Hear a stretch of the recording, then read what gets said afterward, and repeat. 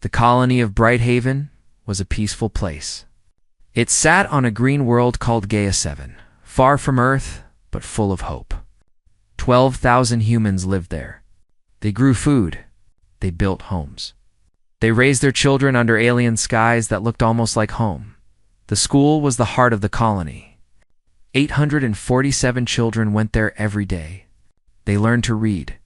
They learned about Earth. They played in the fields during breaks and laughed in ways that made their parents smile. Life was simple and good. Dr. Kim Yuna ran the medical center. She was a small woman with kind eyes and steady hands. She had delivered many of these children into the world. She knew their names, their birthdays, their favorite foods. To her, they were not just patients. They were family. On the night everything changed, Yuna was working late. She was checking supplies when she heard the first explosion. The sky lit up with strange lights. Ships came down from above. They were not human ships. They were dark and angular, covered in symbols no one recognized. The Veth had arrived. The Veth were tall beings with gray skin and 4 arms. They had heard of humans, but never met them. To the Veth, humans were weak creatures, soft, emotional, perfect for labor. And human children, they believed, would make the best workers. Young enough to train, strong enough to last, they came with weapons that made no sound. Soldiers moved through the streets like shadows. They went straight for the housing blocks where families slept. They broke down doors. They pushed parents aside. They took the children. Park Miso was 9 years old. She woke up when a gray hand grabbed her arm. She screamed for her mother. Her mother ran toward her, reaching out crying. A Veth soldier knocked her down with one swing. Miso was carried away into the night, still screaming. Jung-sung was 11. He tried to fight. He kicked and bit and yelled. A Veth looked at him with cold eyes and said something in their language. Another soldier hit Sung on the head. He went quiet. They threw him into a transport ship with dozens of other children. Some children did not make it to the ships. A boy named Baek Jun was only 6. He was small and sick with a fever that night. When the Veth grabbed him, they scanned his body with a device. The device beeped red. The soldier looked at Jun for a moment. Then he dropped him on the ground and shot him with a beam of light. Jun did not move again. 30-4 children were killed that night. Too sick, too young, too difficult. The Veth did not see them as lives. They saw them as broken tools, not worth carrying. 203 children were taken. When morning came, Brighthaven was silent. Parents walked through the streets like ghosts. They called names that no one answered. They found small shoes in the dirt. Toys dropped in panic. Blood on doorsteps. Dr. Kim Yuna found the bodies. She walked into the community center where the Veth had gathered the rejected children before killing them. She saw them lying on the floor. Small bodies. Still faces. Some still wore their sleeping clothes. One girl clutched a stuffed rabbit. Yuna fell to her knees. She had delivered that girl 3 years ago. She had held her in her arms and told her mother that she was healthy and beautiful. Now she was gone. Yuna did not scream. She did not cry. Something inside her went cold and hard like ice. She stood up, walked to the communication room, and sent a message to Earth. Her voice was flat and empty. This is Dr. Kim Yuna of Brighthaven Colony. We have been attacked. Our children have been taken. Many are dead. Send help. Send everyone. 18 hours later, a ship appeared in orbit. The UEF patrol vessel Vigilance had come. Captain Park Tae came down to the surface with his officers. He was a tall man with a hard face and calm eyes. He had fought in 3 wars. He had seen death many times. But nothing prepared him for Brighthaven. He walked through the colony in silence. He saw the broken doors, the empty beds, the parents holding each other and crying. He saw the photographs of smiling children pinned to walls and held in shaking hands. Lieutenant Kong Dae walked beside him. He was young and had never seen anything like this. His hands trembled. His voice cracked when he spoke. "Sir, who did this?" "We will find out," Park Tae said. They reached the community center. The bodies had been covered with white sheets, but the shapes were still clear. Small shapes. Too small. Park Tae stopped walking. He stood there for a long time. An old woman approached him. Her name was Grandmother. Oh, she had lost 2 grandchildren that night. Her eyes were red but dry. She had no more tears left. "Captain," she said, "they took our babies. They killed them like animals. What will you do?" Park Tae looked at her. Then he looked at the white sheets on the floor. He knelt down beside the smallest one. With gentle hands, he lifted the corner of the sheet. He saw a small face. A boy, maybe 5 years old. He had freckles on his nose. Park Tae put the sheet back down. He stood up slowly. "Find out who did this," he said to Kongdae. His voice was quiet but heavy like thunder before a storm. "Find out their names, their home, their leaders, everything. And then, sir?" Park Tae turned to look at his officer. His eyes were no longer calm. They burned with something dark and ancient. Something that humans had carried inside them since the beginning of time. And then he said, "We make sure they never harm another child again. Every last one of them." The hunt had begun. The message from Bright Haven reached Earth in 3 days. It traveled across the stars at the speed of light, carrying words that would change everything. Admiral Choi Hoon received it first. He was the supreme commander of the United Earth Fleet. He had served for 40 years. He had gray hair and a face full of lines from years of hard decisions. He sat in his office and watched the video from Dr. Kim Yuna. He saw the bodies. He heard the numbers. 203 taken. 34 dead. His hands gripped the edge of his desk until his knuckles turned white. He played the video again and again. Each time, his jaw tightened more. Within hours, the news spread across Earth and every human colony. People watched on screens in their homes, their offices, their ships. They saw photographs of the children. They heard the crying of parents. They watched as a mother held up a small dress and begged for someone to bring her daughter back. The reaction was immediate. In Seoul, people gathered in the streets. They held candles and pictures of the children. In New York, crowds stood in silence for hours. In the colonies on Mars and Titan, workers stopped what they were doing and wept. Then the grief turned into something else. Director Bae.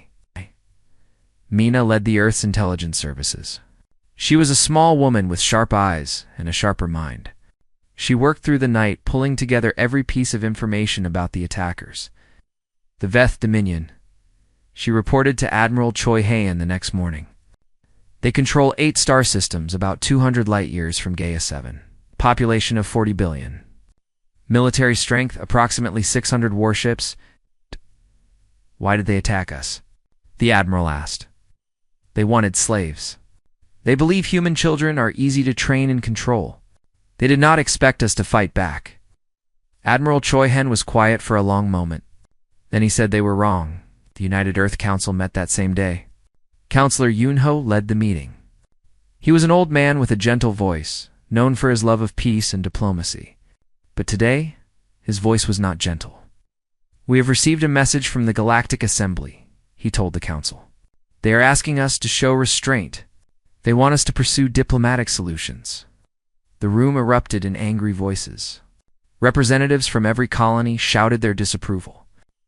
Yoon-ho raised his hand for silence. "I will respond to them now." He stood before a holographic transmitter. His image would be sent to the Galactic Assembly, where representatives of 100 different species watched and waited. "Members of the Assembly," Yoon-ho began. "You ask for restraint. You ask for diplomacy. Let me ask you something in return. If someone came to your world and stole your children, would you send diplomats? If they killed your babies and threw their bodies on the ground like garbage, would you write letters?" His voice grew louder. 34 children are dead. 203 are in chains somewhere, scared and alone, waiting for someone to save them. And you ask us for restraint? He leaned forward, his eyes burning. "There will be no restraint. There will be no negotiation. There will only be consequences. And when we are done, the galaxy will remember what happens when you touch our children." He ended the transmission. Across human space, people cheered. In the military bases, soldiers lined up to volunteer. The enlistment numbers rose by 4,000% in a single day. Young and old, they came forward. They wanted to fight. They needed to fight. Admiral Choi Hoon called a war council. The room was full of commanders, captains, and strategists. Maps of Veth space glowed on the walls. "We have identified the Veth homeworld and all 7 of their colony systems," Director Bay Mina reported. "Our scouts have confirmed the location of the children. They are being held on a colony called Thetaphor." "How many ships can we send?" Admiral Choi asked. 2,400 warships, sir. 15 million ground soldiers. Full combat readiness in 72 hours. A young captain raised his hand. "Sir, the Veth have 600 ships. We would be sending 4 times their number. Is that necessary?" Admiral Choi Han looked at the young man. "Captain, they took children from their beds. They killed them because they were inconvenient. This is not about winning a battle. This is about sending a message that will echo through history. We will not match their strength. We will overwhelm them so completely that no species will ever consider doing this again."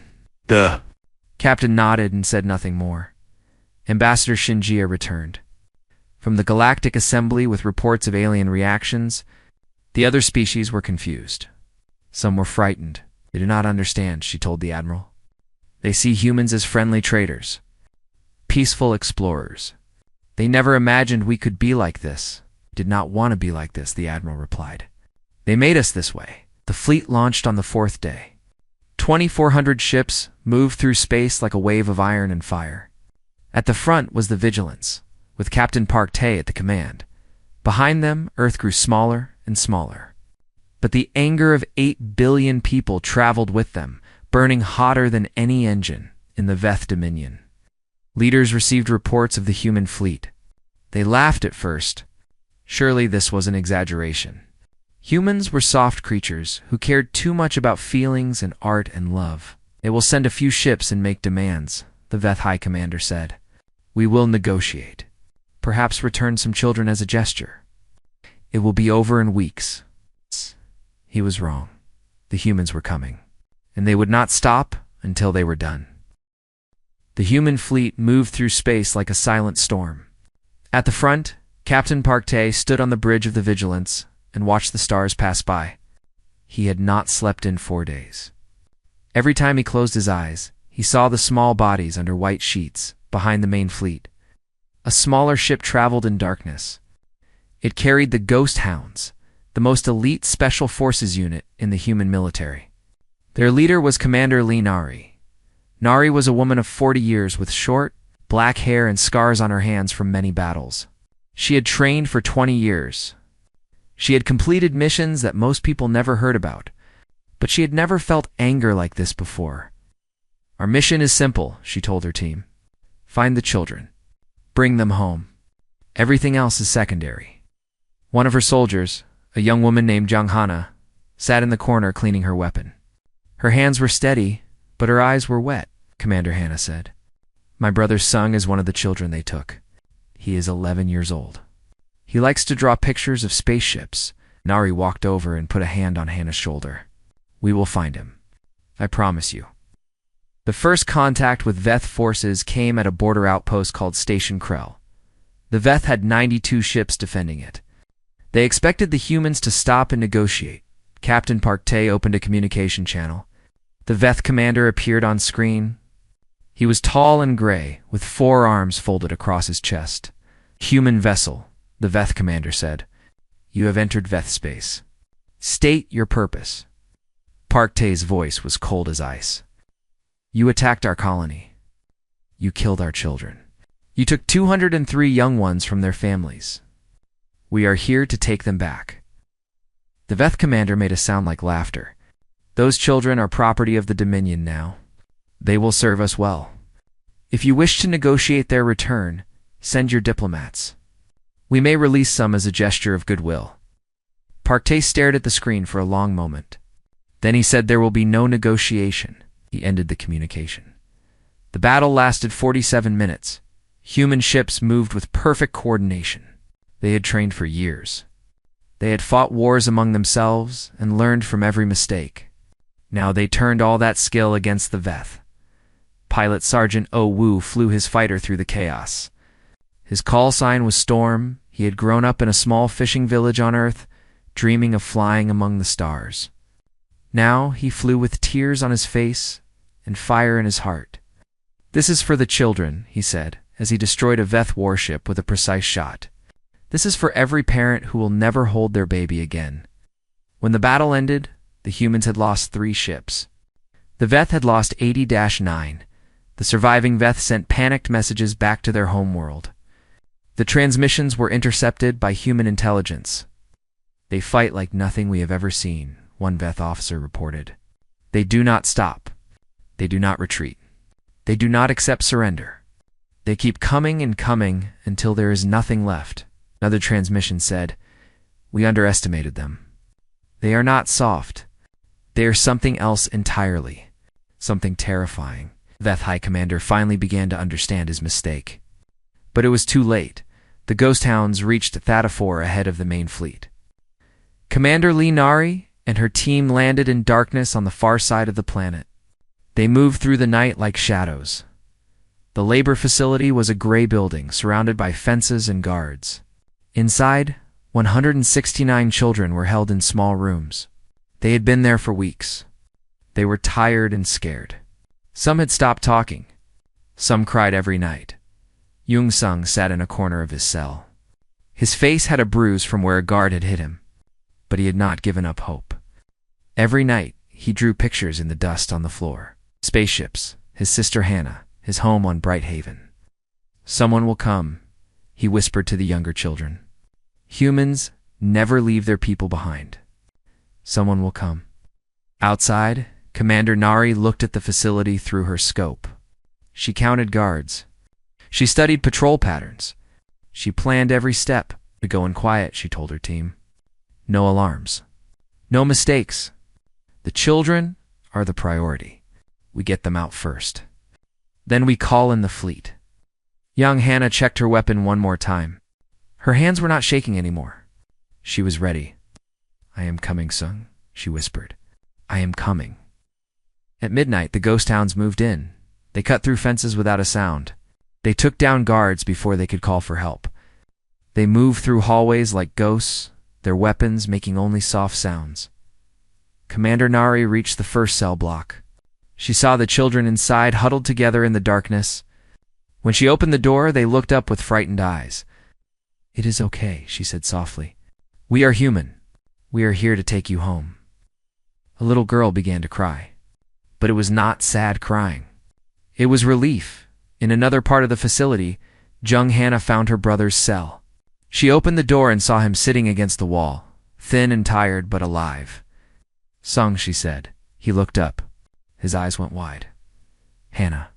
She ran to him and wrapped her arms around him. She held him tight and did not let go. "I told them," Sung whispered. "I told them someone would come."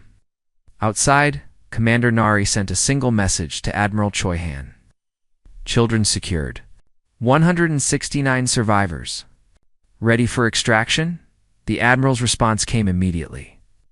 "Well done. Get them to safety. Then stand back." He paused before his final words. "We are coming, and we will burn everything else." The evacuation shuttles lifted off from Thadafor just as the sun began to rise.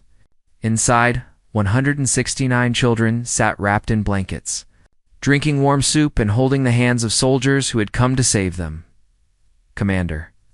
Linari carried 3 small children in her arms as she walked to the last shuttle. They were too weak to walk on their own. One of them, a boy of about 5, looked up at her with tired eyes. "Are we going home?" He asked. "Yes," Nari said softly. "You are going home." Jung Hana sat beside her brother Sung in the shuttle. She had not let go of his hand since she found him. He was thin and had dark circles under his eyes, but he was alive. That was all that mattered. I knew you would come, Sung said again. I never stopped believing. Hannah smiled through her tears. I will always come for you, always. The shuttles docked with a medical ship, waiting in orbit. Doctors and nurses rushed to help the children. They gave them food, clean clothes, and soft beds. They treated wounds and held crying kids who finally felt safe, enough to let their fear out. Dr. Kim Yuna had traveled with the fleet. She wanted to be there when the children returned. When she saw them walking off the shuttles, she fell to her knees and wept. Welcome back, she whispered. Welcome back, my little ones. Ow! But the mission was not over. The children were safe, but justice had not yet been served. Admiral Choi Hoon gave the order from his command ship. His voice was calm and heavy. All vessels, begin the operation. Spare no military target. Show no mercy to those who showed none to our children. The human fleet moved forward like a wave of destruction. The first Veth colony world fell in 6 hours. Human ships surrounded it and destroyed every military base, every weapons factory, every government building. The Veth defenders fought hard, but they were overwhelmed by the sheer number of enemies. Captain Park Tae led the attack on the second colony. He remembered the small body under the white sheet, the freckles on the dead boy's nose. He fought with cold precision, never hesitating, never slowing down. Sir, the enemy is requesting surrender, Lieutenant Kong Dae reported. Denied, Park Tae said. Continue the attack. One by one, the Veth colonies fell. Military installations burned. Defense platforms crumbled. Ships tried to flee but were hunted down and destroyed. The Galactic Assembly watched in horror. They sent messages asking the humans to stop. Ambassador Shinjia read their pleas and set them aside. Where were these pleas when our children were being murdered? She said. Where was the Assembly's concern when babies were thrown away like garbage? We will stop when we are finished. Not before. The Veth government made its first official attempt at surrender on the 9th day of the war. The Veth High Commander sent a message directly to Admiral Choi Han. We admit our mistake, the message said. The attack on your colony was wrong. We are willing to pay reparations. We will punish those responsible. Please, let us end this war. Admiral Choi Han read the message. Then he deleted it. They did not ask permission before taking our children, he said. They do not get to ask for mercy now. The fleet reached the Veth homeworld on the 12th day. 800 human warships surrounded the planet. It was a large world with great cities and billions of inhabitants. The Veth had built their civilization here for thousands of years now. It was surrounded by enemies who had come from across the stars to deliver. Justice, the Veth Emperor, himself broadcast a message to the human fleet. He was an old creature with 4 arms and a crown of metal on his head. His voice trembled as he spoke. Please, he said. This was the work of a few rogue commanders.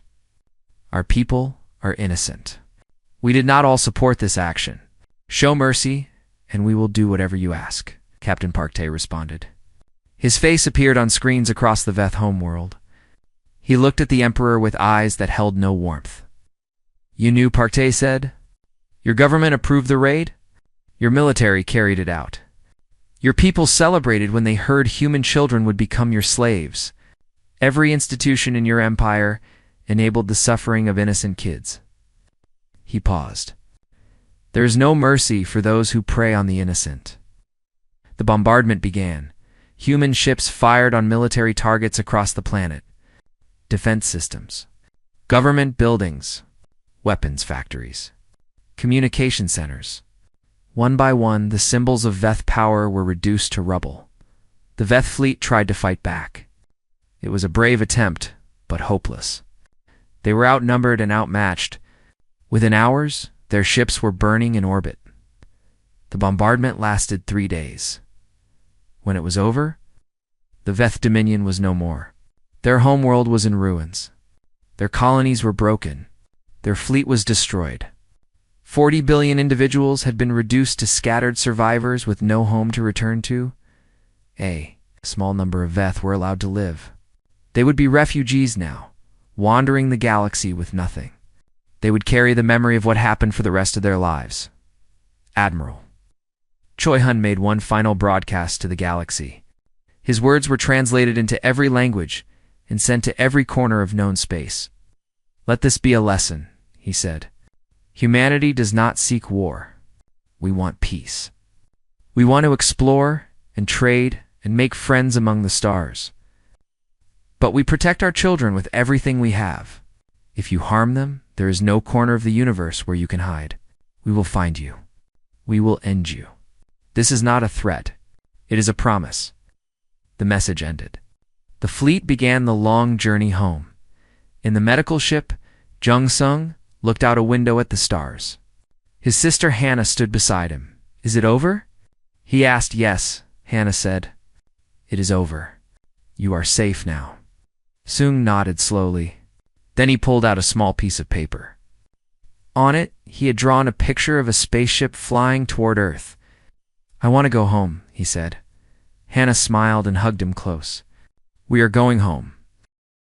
10 years passed. The galaxy had changed. The empty space where the Veth Dominion once stood was now just a dark spot on star maps. No one traveled there anymore. No one wanted to remember, but everyone remembered the lesson. The Galactic Assembly created new laws in the first year after the war. They called them the Bright Haven Accords.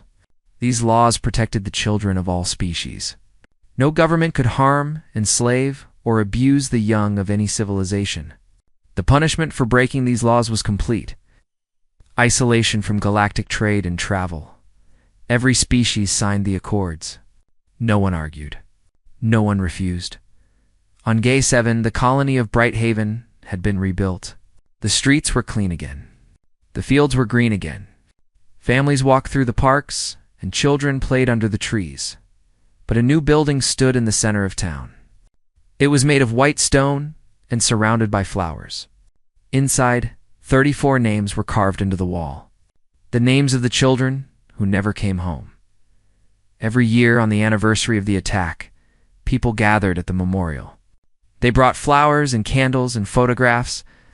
They spoke the names of the lost children out loud, so they would never be forgotten. Dr. Kim Yuna came to the memorial every year. She was older now, with gray in her hair and more lines on her face, but her eyes were still kind.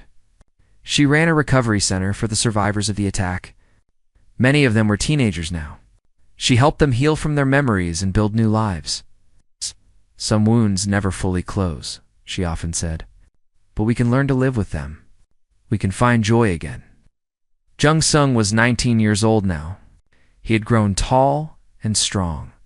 The bruises on his face were long gone, but he still had nightmares sometimes.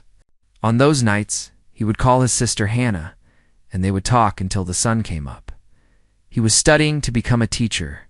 He wanted to work with children, to make them feel safe and loved. He wanted to be the kind of person who protected the young. Just as others had protected him, Hannah had left the military after the war. She could not fight anymore. Instead, she worked on Bright Haven as a counselor, helping families who had lost someone. She lived in a small house near the memorial, and she visited it often. Commander Lee Nari had retired too. She lived in a quiet place on Earth, in a house by the sea. She spent her days tending a small garden filled with flowers from many different planets. She never talked about the war unless someone asked, but she kept a photograph on her shelf of the 169 children she had helped rescue. Every morning, she looked at it and smiled. Captain Park Tae had become Admiral Park Tae. He still served in the fleet, but he was tired now. The weight of what he had done never left him. He did not regret it, but he carried it with him always. On the 10th anniversary, he came to Bright Haven for the memorial ceremony. The whole colony gathered to hear him speak. He stood before the crowd in his uniform, looking at the wall of names. 10 years ago, he began, we lost 34 children. They were killed because someone saw them as things instead of people. They were killed because a distant empire thought our love made us weak. He paused and looked out at the crowd. Survivors of the attack stood with their families. Parents held their children close. Old soldiers stood with tears in their eyes. We did not want war, he continued. We never want war. We came to the stars looking for peace, for discovery, for connection. We built colonies like this one because we dreamed of a better future for our children." His voice grew stronger. But the galaxy learned something about humanity 10 years ago. They learned that our love is not weakness. It is our greatest strength. We protect our children with everything we have. We do not forgive those who harm them. We do not forget. He raised his hand toward the memorial. These 34 names remind us of the cost. They remind us that peace must be guarded. They remind us that evil exists and must be faced. He lowered his head. To the families who lost someone, we will never forget them. To the survivors who carry scars, you are not alone. To the galaxy watching, remember what you saw. And think carefully before you ever harm human children again. The ceremony ended with silence. No applause, no cheering. Just quiet respect for those who were gone. Afterward, Jung Sung walked up to Admiral Park Tae. The old soldier looked at the young man with tired eyes. "You saved me," Sung said. "You and my sister and Commander Nari and all the others. You came for us when we had given up hope." Park Tae put a hand on Sung's shoulder. "We will always come. That is who we are." Later that night, on a distant world in a corner of the galaxy, a young alien child looked at a star map with her father. She pointed to an empty spot with no stars marked. "What is that place?" she asked. "Why is there nothing there?" Her father, a merchant who had traveled far and wide, looked at the empty space. He remembered the stories. He remembered the warnings. "That is a reminder," he said softly. "A long time ago, a powerful empire lived there. They thought they were strong enough to do anything they wanted. They attacked a human colony and took their children." The child's eyes went wide. "What happened?" "The humans came for them," her father said. "They came with ships beyond counting. They did not stop until that empire was dust. Now nothing lives there. Nothing grows there. It is just empty space." He looked down at his daughter with serious eyes. "Remember this, little one. There are many things you can do in this galaxy. You can trade with humans. You can be their friends. You can travel with them and learn from them. They are kind and generous most of the time." He knelt down to meet her eyes. "But never, ever harm their children, because they will find you. They will hunt you to the edges of the universe. And when they are done, there will be nothing left of you but a warning to others." The child nodded, her small face serious and thoughtful. Across the galaxy, the stars continued to shine. Human ships traveled between worlds, carrying traders and explorers and dreamers. Colonies grew and thrived. Children played under alien skies, and somewhere in the back of every alien mind, a simple truth remained. Humanity was kind. Humanity was peaceful. Humanity was forgiving, but harmed their children. And they would erase your entire species from the stars. This was not a story. This was history. And history, as everyone knew, had a way of repeating itself for those foolish enough to forget.